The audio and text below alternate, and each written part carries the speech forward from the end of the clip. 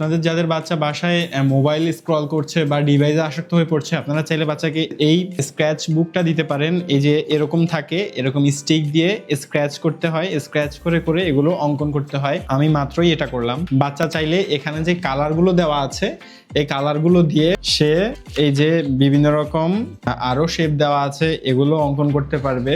এছাড়া তার অন্যান্য আর্ট বুকের যে সকল আর্ট আছে সে চাইলে ওইগুলোও করতে পারবে। বিভিন্ন রকম কালার্সও এখানে দেওয়া আছে। খুবই ইন্টারেস্টিং একটা প্রোডাক্ট। আমাদের কাছে এই মুহূর্তে 3টা ভ্যারিয়েন্ট অ্যাভেলেবেল আছে। এটা হচ্ছে ডাইনোসর, এটা হচ্ছে কুরুমি। কুরুমিটা যদি একটু খুলে দেখাই, অনেক মেয়ে বাবুদেরই কুরুমি অনেক পছন্দ।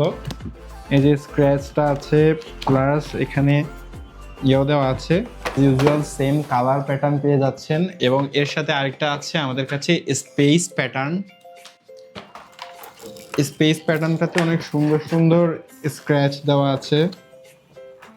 বাচ্চারা এগুলো কিন্তু অঙ্কন করতে খুবই মজা পায় এবং ডিভাইসের আসক্তি থেকে আস্তে আস্তে আশা করি এই প্রোডাক্টগুলো বাচ্চাদেরকে বের করে নিয়ে আসতে পারবে।